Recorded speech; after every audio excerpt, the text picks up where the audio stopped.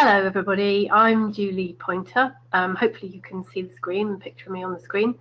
I work for an organisation called the National Development Team for Inclusion, and I'm also the Preparing for Adulthood lead as well. And today I'm going to be taking you through a set of slides, thinking about really the Preparing for Adulthood programme and how we can support young people with SEND to be prepared for adult life. I'm just going to do a few housekeeping bits first, and then I'll talk to you about what I'm going to cover. So welcome. If there's any technical hitches, bear with us. I've got some techie people on the other side who hopefully will be able to sort things out should we have any challenges with technical things. And I know there's quite a few of you signed in today, so we will be doing some questions and answers at the end. But what I would say is that I think it's quite likely there'll be things that are fairly pertinent to you and your family situations. So there may be some questions that will be quite tricky to answer online, and I'm really happy to take these questions offline. We've got quite a good support team around us, so if there are things we don't know the answer to, I'm sure we can find out some answers for you and cover those offline. So hopefully that's okay with people. And I'm going to leave 10 or 15 minutes at the end. There'll be some questions coming through to Helen, who's on the other side, and I will kind of take a few minutes to read some of those and then see if we can answer some of them online. And as I say, we'll pick up the others offline, and we'll try our very best to answer the questions that you might have. Just also to add that the webinar is being recorded, and it will be available for people to listen to probably in a week's time. And there are a number of resources as well that we've sent through to contact. So please, make use of those resources too. Okay, so let's get started. What I'm going to be talking about today really is I'm going to be taking you through kind of what the programme is, talking a bit about preparing for adulthood outcomes and pathways, and thinking about what this might look like in a plan for a child or young person. And I think probably fair to say that we're not legal experts, so we're not coming from a legal perspective. And I know that there's lots of legal information out there. So I just want to kind of put that into context, really. I think what we're trying to come from is very much a kind of children and young people's rights and inclusion, I guess, and what we need to be thinking about in order for them and their families really to have good lives. So I'm then going to talk a little bit about person-centered planning, a bit more about post-16 pathways, so talking through what some of the opportunities are for young people as they move kind of beyond school and into college age and beyond. A little bit about ceasing plans. I know that's something that is probably quite pertinent to a lot of you. And then sharing some of the good practice, I guess, that we've learned through our work as a Preparing for Adulthood programme, and some of the work with the demonstration sites. And then finally, just a little bit around learning from inspections as well, and then our questions and answers at the end. And just to quickly add, I have 2 cats in the house, so if you have a little bit of meowing, that will be one of my cats, so please don't be alarmed by that. So just very quickly to give you the context, Preparing for Adulthood programme, we're commissioned by the Department for Education, and we've been in operation now since 2011, so actually we're quite involved in the early stages of Support and Aspiration, the Green Paper. And we are there to particularly support local areas in relation to the Preparing for Adulthood, often known as transition agenda. And I lead up the team. I have a team of PFA advisors who work across the region. So we've got a regional lead in every region. And I think, having been around for a while now, we've got quite a good understanding of what's going on in the regions as well. We offer a number of training events and workshops for local areas. And as I've said, a lot of resources online. We've just updated our website, actually, so there's lots of information on there. Please do use our social media. We've got Facebook, Twitter, etc. And all of that information is there. So just to start right at the very beginning, I think when we first thought about preparing for adulthood, we had a long conversation about these PFA pathways, which now sit very neatly in the code. And although this slide's quite old, I think it's still actually very relevant today. So A lot of what I'm going to be talking about today are those PFA pathways of employment, independent living, being part of your community, and having good health as well. And down the left, you'll see our kind of key messages, if you like. And again, I'm sure you as parents, it will resonate strongly with you. It's about having that personal approach, particularly for local areas, having a shared vision, really thinking through improving post-16 options and support, raising aspirations for children, young people and families, and planning services together. We do a lot of work with families, and I know that when we talk to parents and carers, you know, they are aspirational for their children, and I think some of it's about changing some of the perceptions of people who work with them too.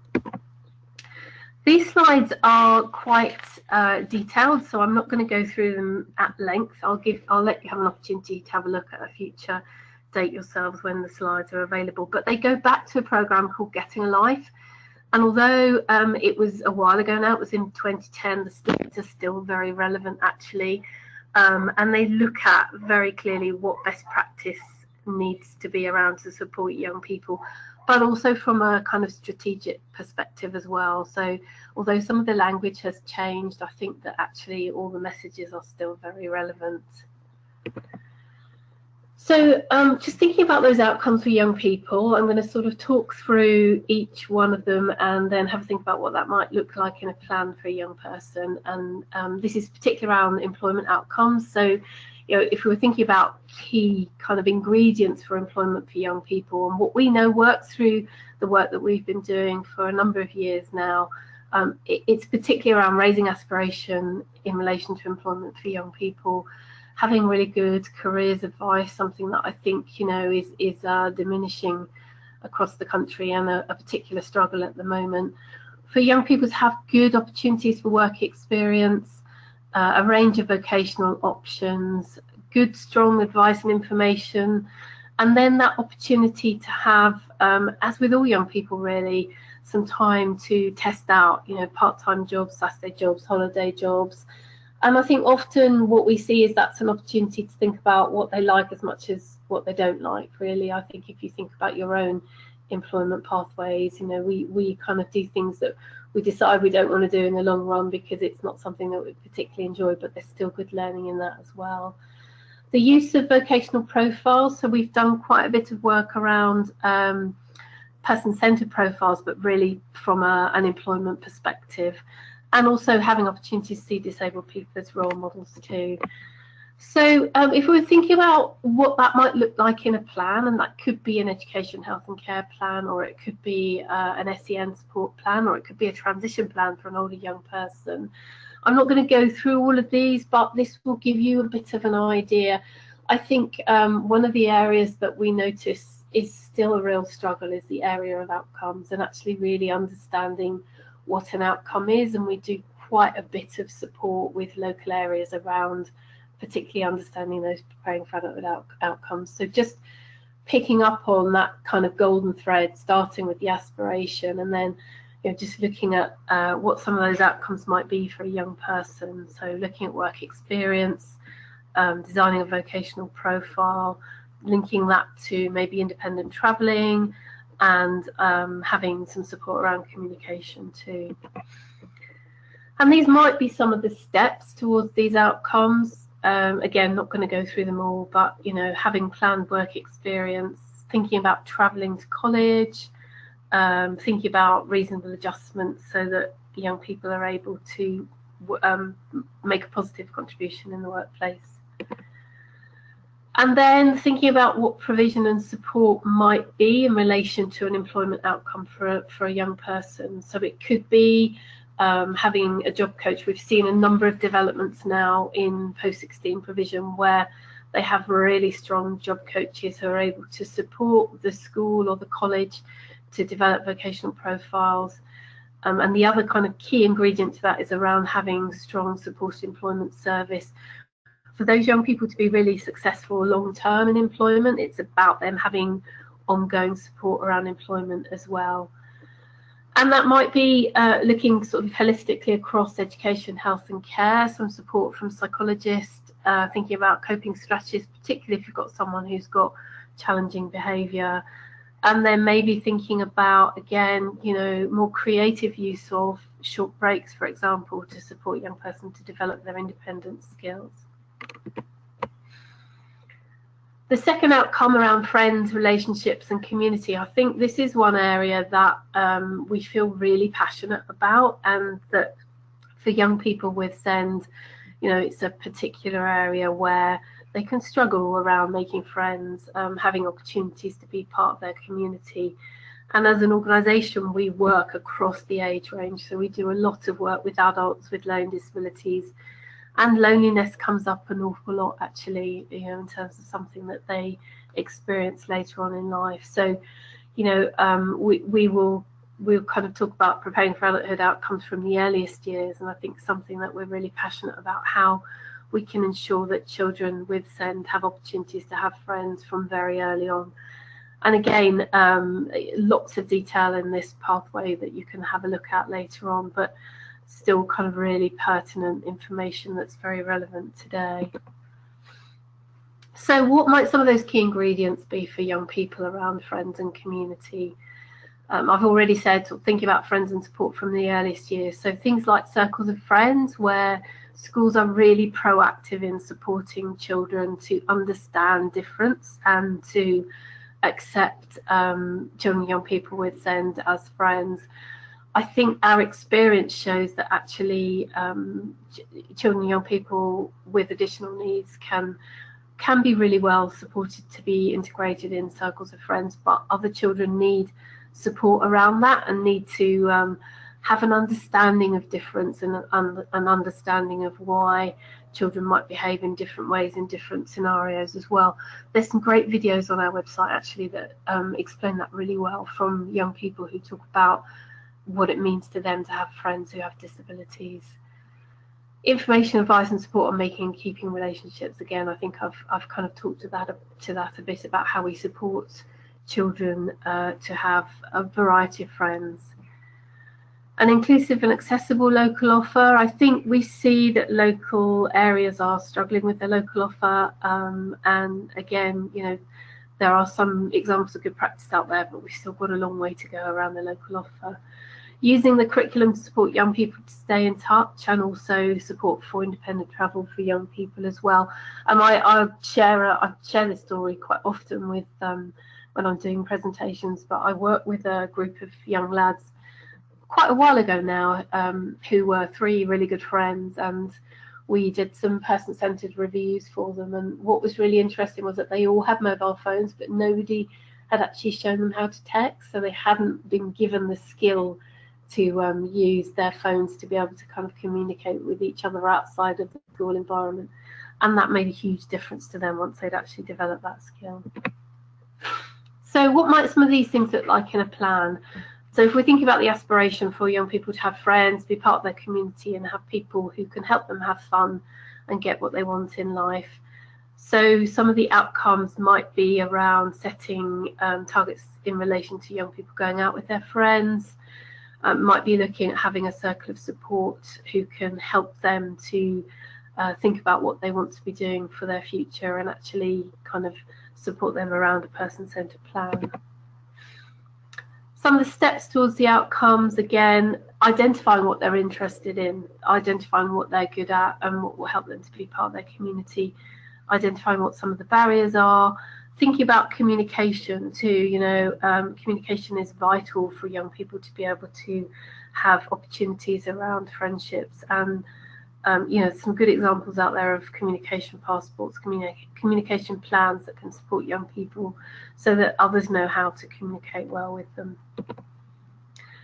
And some of the provision and support might be after school clubs, thinking about after school clubs, schools thinking about the curriculum to support developing friendships, particularly thinking about citizenship, maybe speech therapists around communication, again looking at across health and social care, so possibility of a school nurse working to develop a health action plan, and again thinking about more creative use of personal budget as well.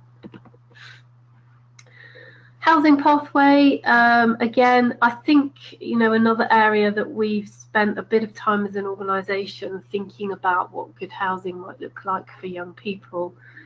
And I think, particularly for families, if they haven't had really good advice and information around housing, there's a lot of misconception out there about what independent living might be. And, just I guess a reminder that, independent living doesn't mean living independent. It means living as independently as you can. It doesn't necessarily mean living by yourself. And there are some good examples of young people with quite complex support needs living in a supported living environment. So living as independently as they can be, I guess. And it's important to enable young people to think about where they might like to live and what support they might need for the future.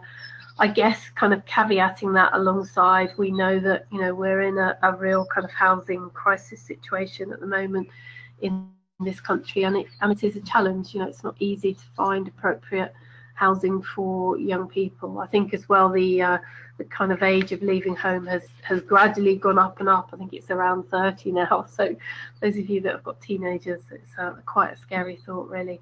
But advice and support and information is crucial, I think, for people to understand what options there are available locally.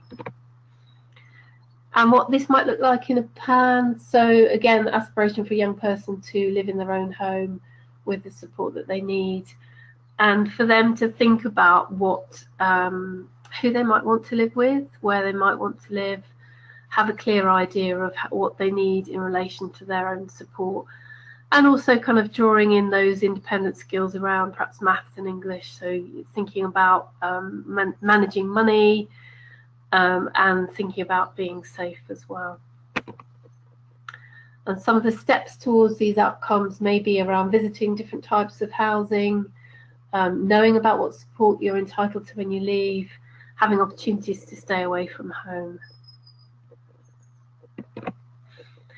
And then thinking about examples of provision and support. So it may be around a study program. I'll talk a bit more about study programs in a minute, but having a study program opportunity that gives you information on housing rights and responsibilities.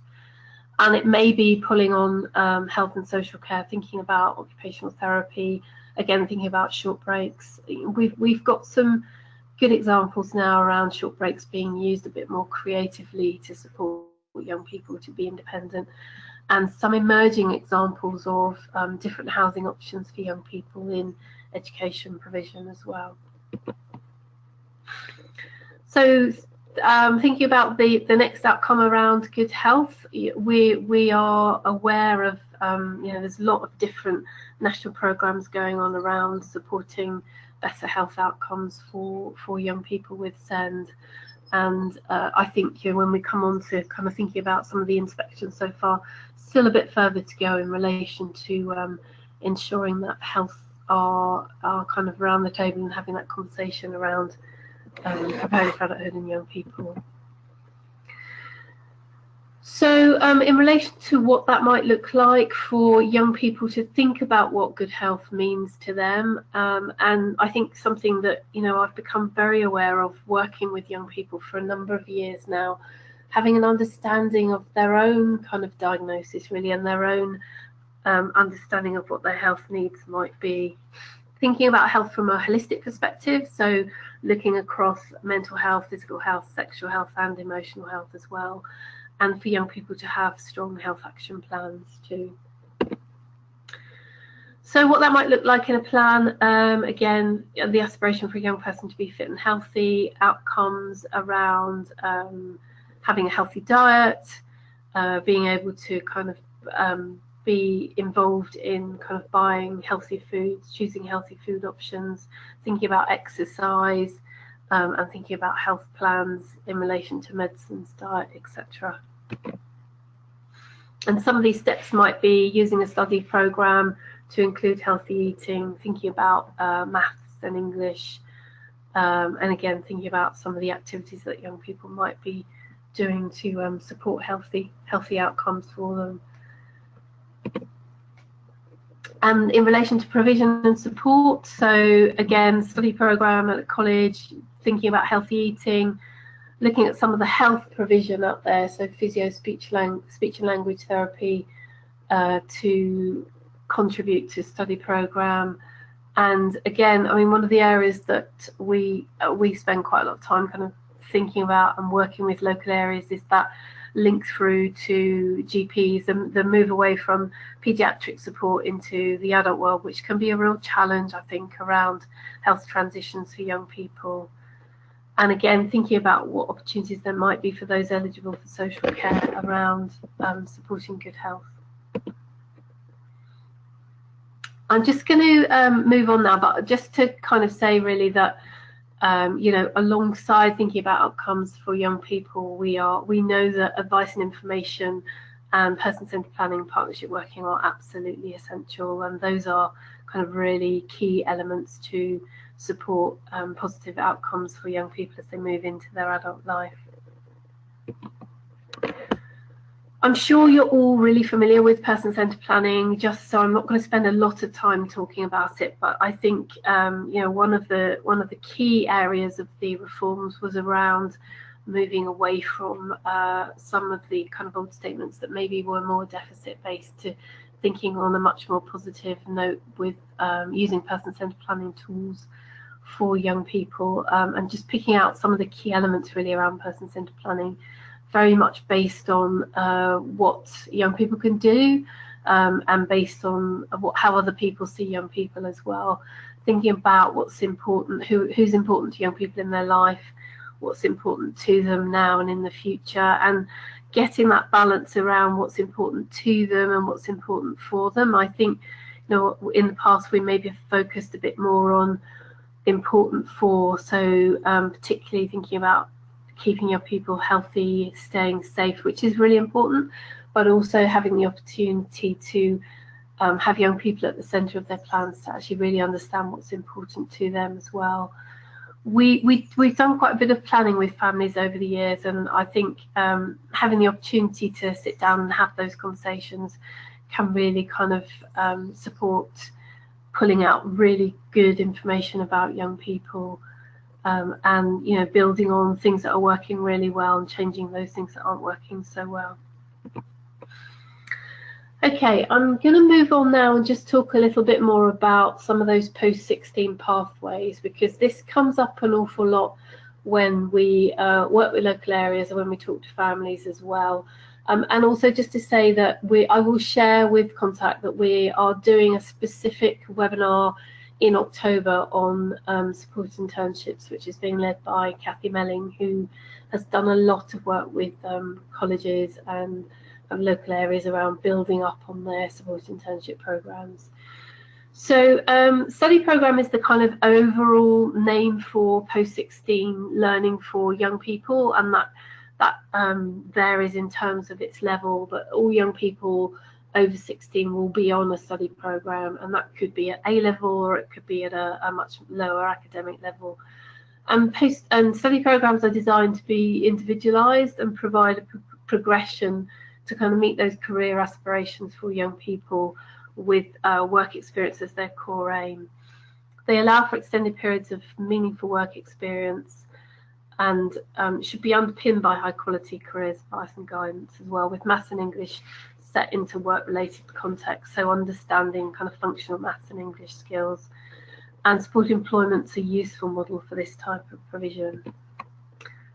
Support internships, I think if we were to choose kind of one thing that's probably been developed, I've still got a long way to go, but probably been developed the best, I guess, since the reforms came into place, it would be around support internships, and we have got some really good examples now springing up. So just to give you a bit of information, as I say, we have got a webinar coming up that focuses specifically on supported internships, but they do form part of a study program. So supported internship is a way of delivering a study program. They are specifically for young people with an education, health and care plan, and they're based on what we call a place and train approach to learning. So young people spending most of their time on an employer's premises, where that's the kind of place element, and learning the job, if you like, learning the job on the job. They meet the career goals of young people. and they meet the business needs of employer as well. And the idea is that they lead to an employment opportunity for young people, can also lead to further qualifications too. So the key principles of a support internship: the majority of the young person's time spent with the employer, they're expected to comply with job conditions, so need to be thinking about things like timekeeping and dress code. So systematic instruction is a method that can be used to support young people to learn kind of complex work-related tasks. It's a way of breaking it down, and job coaches are fundamental to supporting young people around systematic instruction. Looking at English and maths, and as I said, the young person employer have support from a job coach and a tutor, and young people continue to be supported after the course of study. So what makes for a successful support internship? It's very much about that partnership approach from the education provider, the employer, and the supported employment provider. Communication is fundamental, I guess, in a successful support internship for young people. They're designed to be quite personal, flexible, and thinking about the skills that a young person has, matching those with some of the gaps that an employer might have, so that they've got a good kind of matching process in place, and also for young people having an understanding of what it's like to work as well. Just want to say a little bit about Access to Work. People might be familiar with Access to Work. In fact, it has just been updated only, I think, last week. So the information in this slide will, you can get the information from our website. We're going to be updating it very shortly. But Access to Work is some grant funding that can be applied for to support young people around some of those employment areas. And it doesn't affect their benefits, and they don't have to pay the funding back either. So this gives you a bit of information about how to apply for Access to Work funding. Just briefly, I'll talk a little bit about apprenticeships. Apprenticeships are for young people aged 16 plus, usually last between 12 and 18 months. So they cover both hands-on experience and training. May be seen as the next stage up from supported internships. The employer will provide the on-the-job training and pay a wage to young people, and then the remaining of the learning is delivered by a college or training provider. And people may be aware that there are new rules coming out in relation to apprenticeships. So I think there's been some concern in the past that apprenticeships are not necessarily that accessible for young people who may not have a higher level of maths and English. But there are new rules coming out in relation to this to kind of exempt young people who won't necessarily work towards those levels. So that's really positive. Just very briefly, I think we could probably do a whole session on ceasing plans, and it comes up an awful lot. And I would say that, it's certainly an area that we get asked in relation to support and training for local areas around ceasing plans. If you look at the code, there are only 2 grounds to cease to maintain an education, health and care plan. And that's if the local authority is no longer responsible for the child or young person, or it's no longer necessary to maintain it. And you can see there the kind of legal requirement around that. I mean, I think, the kind of post-19 area is an area that needs a lot more thought and a lot more development. And I'm sure as parents, you'll be really mindful of that. It's one area that we get a lot of questions and queries about too. And as I say, I think, an area that local authorities are struggling with, and some of that will come up in the inspection feedback as well. I won't go through these. There's a list of useful resources. I've sent through to Contact as well some resources that we've put together since we became involved with the programme. As I say, there's a lot of resources online too, but this just picks up some of the areas that I've discussed so far today that you might find useful to tap into. Okay, I want to just talk briefly about the some of the learning, I guess, some of the best practice that we've become aware of through the work that we've done. So last year, we, as part of the Preparing for Adulthood programme, we had 8 demonstration sites working across the country. and we worked with them on specific areas around preparing for adulthood, and those areas were the local offer, education, health and care plans, strategic engagement of parent carers and young people as well, employment, integrated working and personalisation.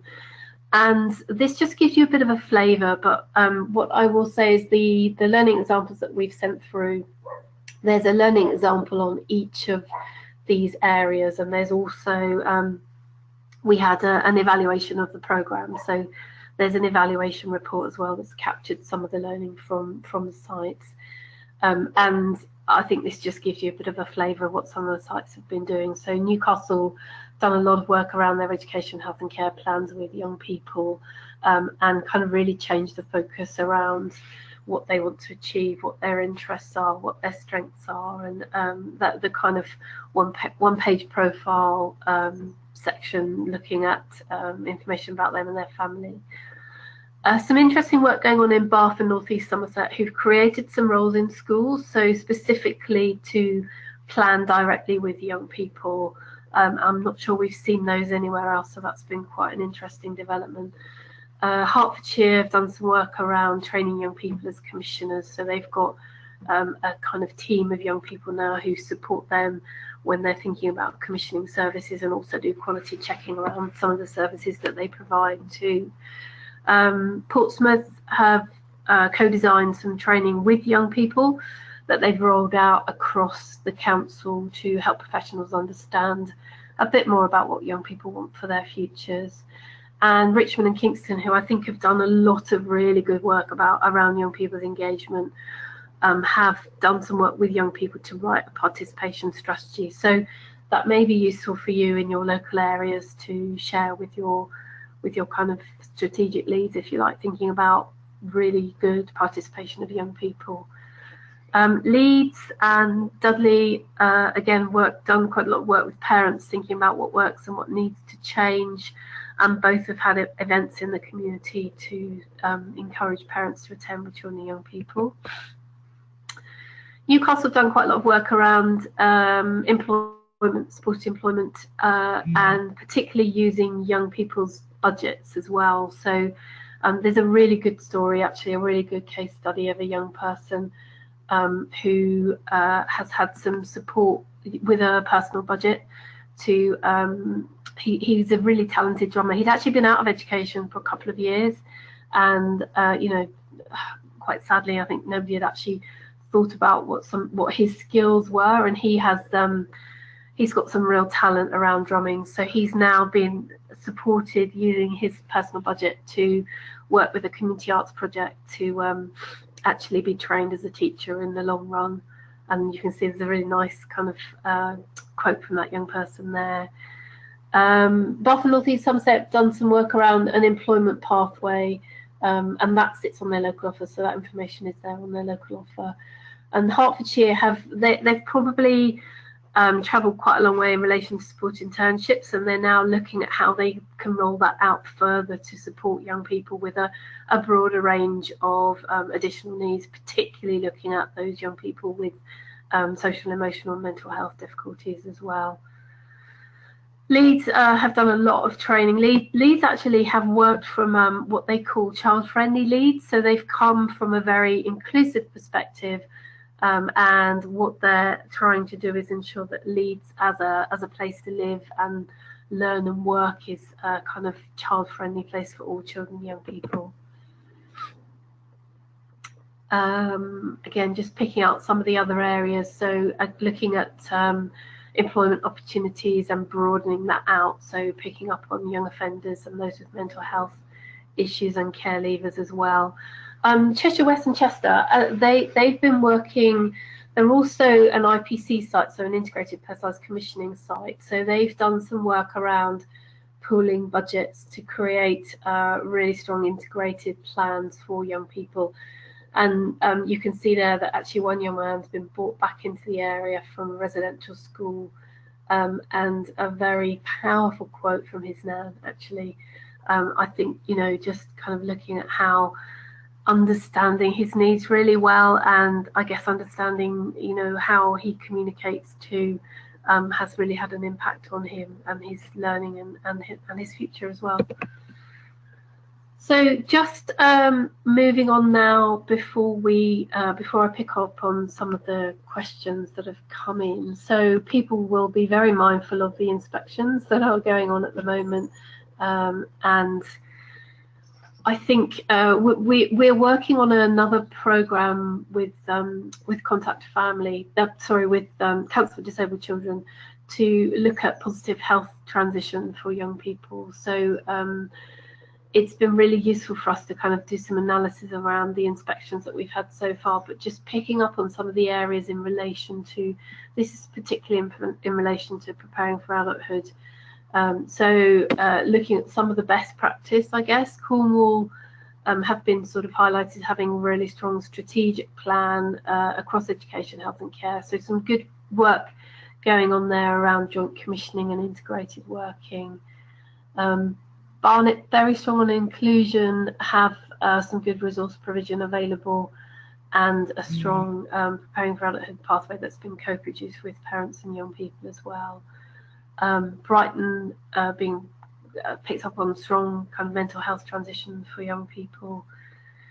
Cambridgeshire, interesting, so looking at jointly commissioned counselling and online support for young people with mental health issues, and this having a really strong impact on their exclusions rate as well, so being reduced by 3/4 in 12 months, which is quite significant really. East Sussex, again, looking at a kind of integrated assessment team across for young people from 14 to 25. So, you know, I think some of the areas that local areas are really struggling with at the moment are around this joint commissioning, integrated budgets, personalisation. So good to see some of the learning coming out from the inspections where things are working well. Hertfordshire, so Hertfordshire have been identified as having some good support around early identification, and again strong support on independent travel as well, so supporting young people to be able to travel more independently. Sorry, Herefordshire, not Hertfordshire. And Hertfordshire, I think probably for us one of the furthest ahead in relation to an integrated strategy for 0 to 25.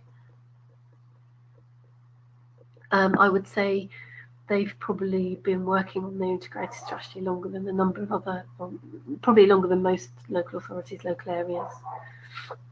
Hillingdon, some strong support for young people who are not in education, employment and training, with kind of individual key workers. So all young people who are identified as NEET will have an individual key worker to support them, to get them back into some sort of meaningful activity. Northamptonshire strong on health transitions. Sandwell strong on Care Act transitions. So it's quite interesting thinking about the crossover of legislation from Children and Families Act to the Care Act, you know, and people may be aware of the kind of Care Act assessment around transition for young people. I think we've got a long way to go in relation to the Care Act and transition. It's still an area that's of huge concern for us and for families as well. So Sandwell have been kind of identified as having some strong assessments around the Care Act for young people from 14.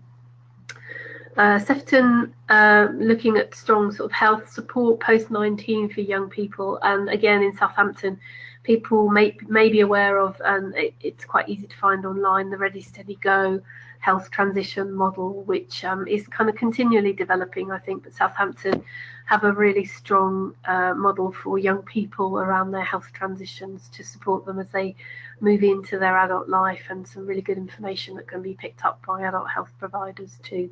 And that model's being developed, I think, and built on by a number of local areas now. Gloucestershire very strong on employment pathways, so again looking at data around young people moving into employment, quite significant increase for young people in the employment world too. Halton, proportion of young people in independent living and employment is much higher than the national average. So I think there's some really strong learning. It's kind of early days in relation to the inspections, but some really strong learning that's beginning to come out from the inspections that have happened so far. Okay, I'm just going to take a minute now to look through some of the questions that have come in and see if there are things that I could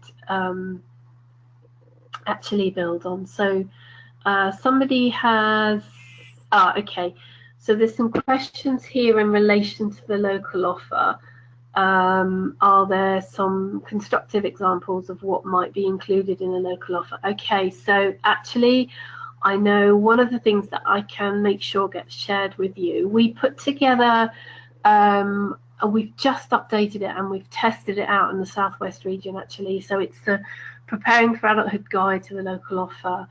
And it's a really useful tool for anyone to use, and it's designed to support local areas to think about what the questions are that they need to be asking in relation to PFA and their local offer. So what I will do is make sure that that gets shared in the resources, because I think that will kind of capture that, and we'll pick up on some of those areas. And also we'll share some examples. So in terms of examples of local offers, again, I think probably what's easier is if I send a list through to contact of where some of the local offers are. I think what I will say about local offers is that there are strengths and areas of development in all of them actually. I don't think anyone's completely cracked it yet, but certainly there are some that are stronger around preparing for adulthood than others, so I'll make sure that you can see where they are.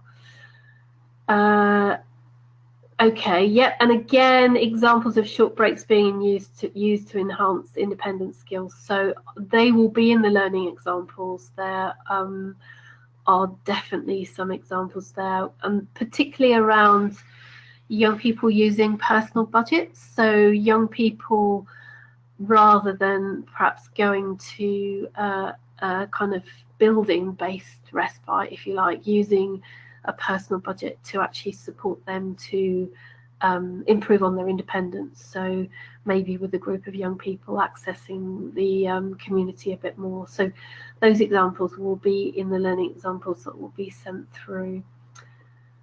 Okay, yeah, so again, a question, and this I would say this comes up a lot around young people with more complex needs, and particularly in relation to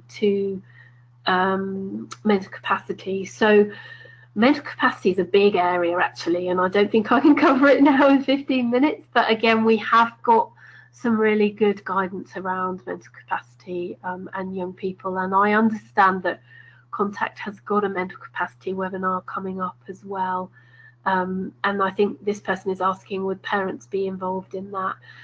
I think for us, you know, we fully understand that parents mostly know their young people the best. So actually, we would expect that parents, as a part of a circle of support for young people, would continue to be involved in those conversations. And I think, as with any young person really, you know, becoming independent is a gradual process. It's not something that just happens once you turn 18. You know, I think when we talk about preparing for adulthood from the earliest years, that's really important, that we have that opportunity with all young people to kind of support them to be as independent as they can be from when they're really little, you know. And I have to say, I've kind of done lots of work with families over many years now, but things that I would say for those who've got younger children, you know, it's kind of having that long-term goal in aim really. What do they need now to support them as they grow and develop into their adult life? You know, what sorts of things can they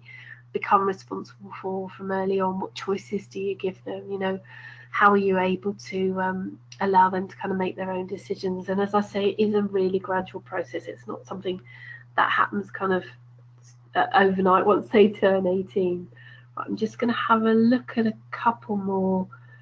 Okay, so where does a job coach come from? So the supported internship opportunities that we're seeing develop now within schools and colleges actually. Again, it looks a bit different in different places, but the job coach might be someone who is brought in from a supported employment service, or some schools have developed their own job coaches. So there's a really good model that's been developed. There's an organisation called Ways Into Work that work in the Berkshire area, and they have developed a really good model with there's a school called Manor Green School. If I'll make sure that Contact have these details, but they've got there's some really good videos on the model that they've developed there using job coaches that are based in the school.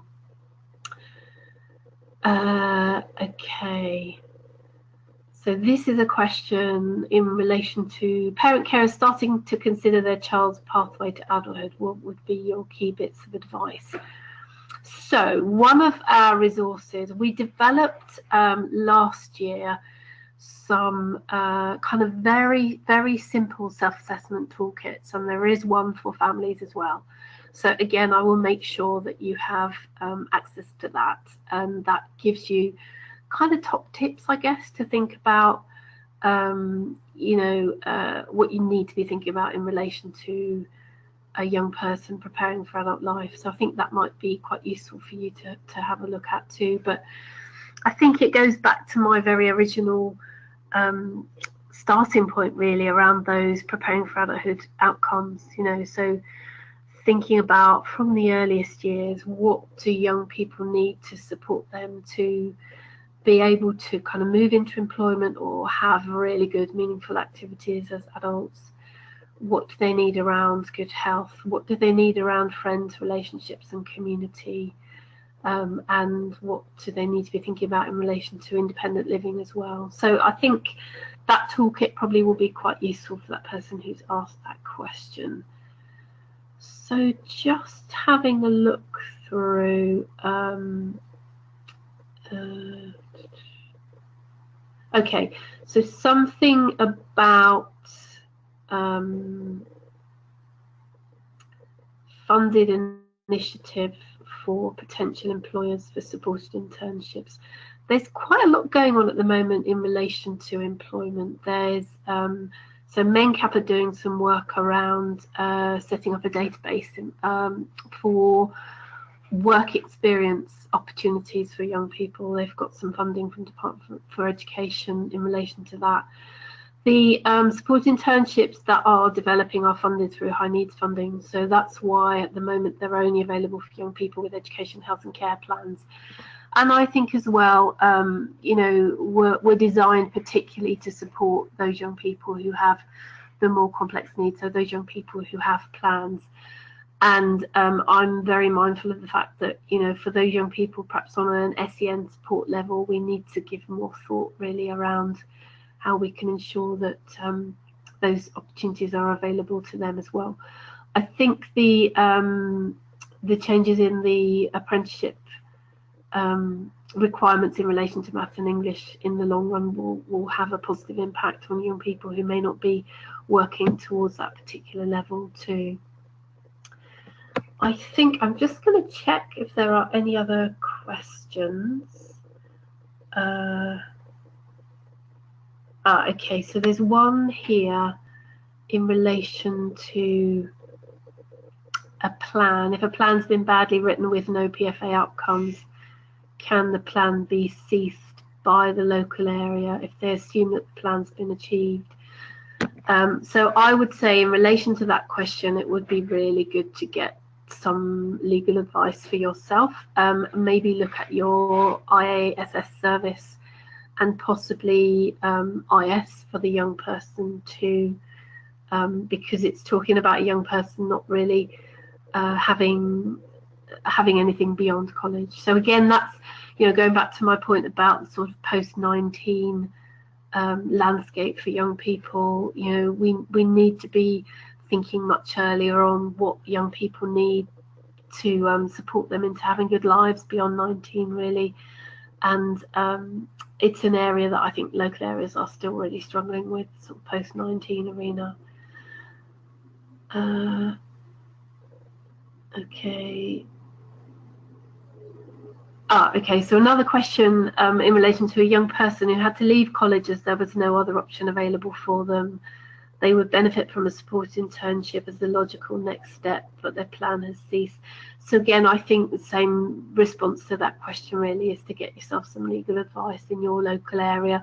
Definitely engage with your IASS service to see what support they might be able to give you. And I think that's probably it in relation to questions. Let me just check. Yeah, I think that's it in relation to questions. As I said, we will collate those questions offline once the webinar has finished. And what I can do is pull together a kind of FAQ for the questions that I've received so far, so that I can give an answer to people in a bit more detail that can then be available on Contact's website. So I think that's me done. There's it looks like maybe 5 minutes until the end, so you might be able to go make your cup of tea a bit earlier now. I hope you found that useful. It's a really big area, I think, and there's a lot to cover in one short session. So just to be mindful of the fact that on our website there is a telephone helpline, and there's also an email kind of helpline too. And as I said, I've got regional people, regional Preparing for Adulthood leads in each of the areas, so they've got probably better knowledge of particular local areas than I might have in terms of them working quite closely with those local areas. So there are other ways that you can kind of get further advice and information from us if you need to. I hope that's been useful to you. Thank you so much for listening. I'm really glad my cat's managed to be quiet, and I hope that you have a good day. Take care.